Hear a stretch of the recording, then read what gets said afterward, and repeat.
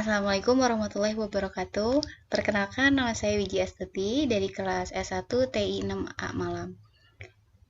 Di sini saya ingin mempresentasikan semi proposal dari bab 1 sampai bab 3 dengan judul Sistem Absensi Karyawan menggunakan metode barcode. Bab 1 Pendahuluan. Subbab 1.1 Latar belakang masalah. Perkembangan dunia teknologi informasi saat ini semakin cepat memasuki berbagai bidang, sehingga kini semakin banyak perusahaan yang berusaha meningkatkan usahanya, terutama dalam bidang bisnis yang sangat berkaitan erat dengan teknologi informasi itu sendiri. Perusahaan-perusahaan yang ingin mengembangkan usaha dan mencapai sukses harus mengikuti era informasi dengan menggunakan alat pendukung pengolah data, yaitu komputer. Dengan adanya komputer sebagai alat pengolah data, maka semua bidang dalam suatu perusahaan ataupun instansi dapat dikomputerisasikan. Hal ini dapat mendukung keberhasilan suatu perusahaan dalam mencapai tujuannya.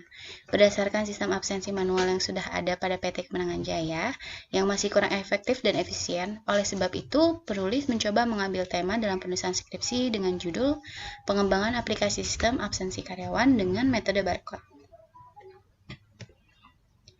Subbab 1.2 Rumusan masalah. Masalah utama yang timbul dikarenakan adanya faktor kelelahan mental akibat hanya ada seorang staf yang bertanggung jawab dalam perhitungan jam kerja. Penggunaan metode barcode pada aplikasi sistem absensi karyawan ini juga akan membuat sistem absensi ini menjadi lebih efektif dan efisien. Karena setiap pegawai hanya akan menempelkan kartu ID karyawan pada perangkat barcode scanner yang telah tersedia, di mana perhitungan jam hadir dan jam keluar karyawan akan masuk pada database. Kemudian, hasil inputan nomor induk karyawan atau barcode akan menjadi acuan jam kedatangan karyawan tersebut. Subbab 1.3 Batasan masalah. Aplikasi ini tidak melakukan pengaturan terhadap penentuan waktu kedatangan dan kepulangan karyawan, tidak akan melakukan perhitungan penggajian karyawan berdasarkan lamanya waktu kerja karyawan, dan aplikasi ini juga tidak berhubungan dengan database perusahaan. Karena aplikasi ini merupakan suatu aplikasi tambahan yang berdiri sendiri, sehingga tidak akan mengganggu dan mengacaukan database pusat yang terhubung dengan data keseluruhan dan keterangan aktivitas perusahaan. Pendeteksian absensi pada aplikasi ini terbatas pada metode dan teknologi yang digunakan, yakni barcode dan tidak menggunakan teknologi pendeteksian yang lain sehingga fingerprint scan atau yang lainnya.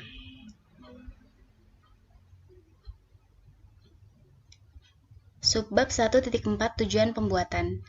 Menyusun suatu sistem informasi yang berbasis komputer secara sistematis, terstruktur, terarah, dan lengkap. Dengan demikian, sistem informasi yang dibuat benar-benar berguna dan mengefisiensi pekerjaan dalam perusahaan. Memberikan suatu solusi dengan merancang, memberikan hasil report, dan mengimplementasikan aplikasi absensi yang telah dibuat dan akan digunakan di perusahaan Kemenangan Jaya sebagai penunjang proses pendataan kehadiran karyawan.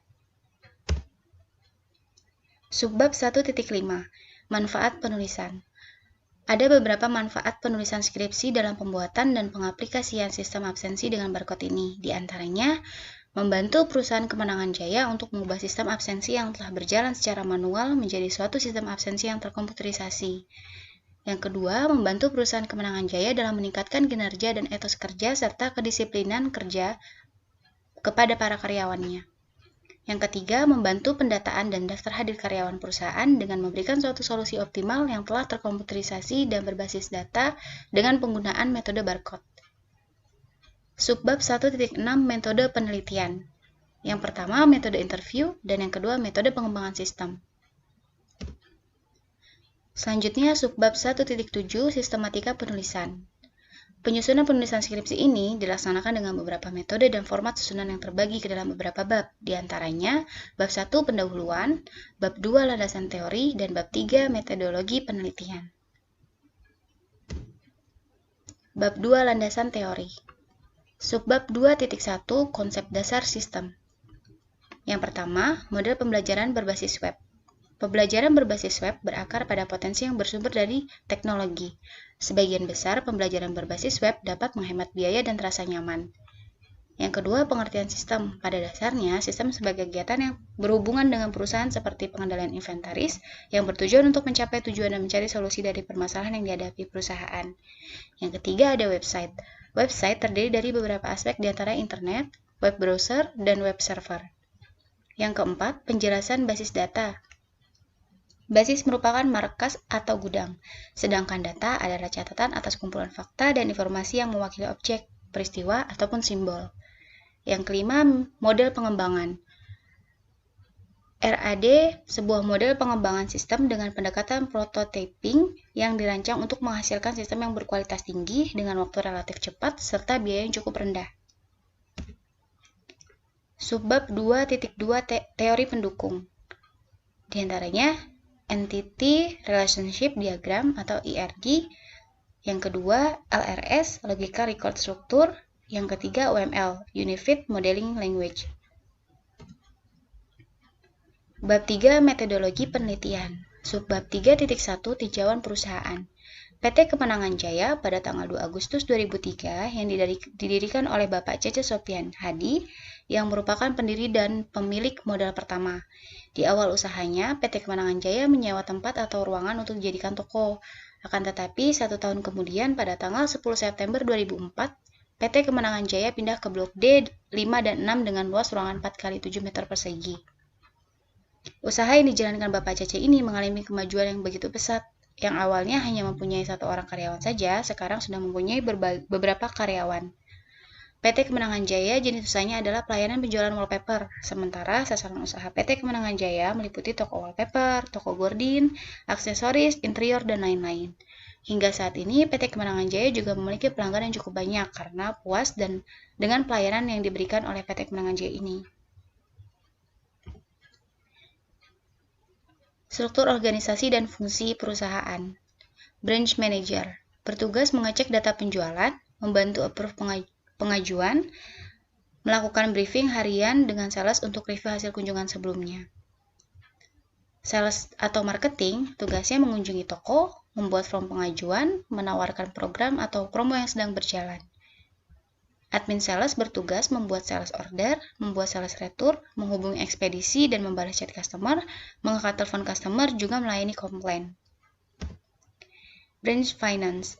Branch Finance bertugas membuat sales invoice, membuat form tanda terima tagihan, memberikan uang ongkir untuk ekspedisi, memberikan uang klaim bensin kepada sales, kurir, atau supervisor. Admin gudang bertugas membuat delivery note, membuat surat pengiriman barang, menerima barang retur, membuat laporan harian. Tim gudang bertugas untuk melakukan packing barang, mengambil barang dari rak, merapikan atau menyusun kembali barang, mengingat posisi barang dengan rak. Selanjutnya tugas kurir yaitu mengecek barang sebelum pengiriman, memastikan surat yang dibawa benar, dan memastikan barang sampai pada yang bersangkutan. Subbab 3.2 Prosedur Sistem Berjalan. Prosedur pencatatan absen setiap karyawan yang datang harus melakukan absensi di bagian branch finance, yaitu dengan mengisi buku absensi. Absensi karyawan tersebut nanti dicek oleh bagian finance dan akan dilaporkan ke supervisor atau branch manager. Selesai menerima laporan absensi, selanjutnya membuat laporan absensi, mengecek absensi karyawan, lalu mulai mengisi activity diagram berjalan karyawan. Selanjutnya, prosedur pembuatan laporan setiap bulan sekali. Finance membuat sebuah laporan absensi karyawan yang diambil dari buku absensi karyawan untuk dilaporkan ke branch manager yang akan menjadi sumber patokan untuk pembayaran gaji karyawan. Subbab 3.6 Permasalahan pokok. Sistem berjalan yang ada saat ini pada PT Kemenangan Jaya tentunya tidak terlepas dari beberapa permasalahan pokok, terutama dalam absensi.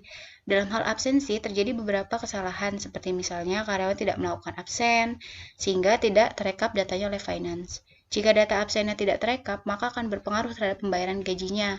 Dari segi pembuatan laporan absen juga terkendala karena harus mengecek beberapa kali buku absen agar semua absen karyawan terekap dengan benar. Subbab 3.7 Pemecahan masalah.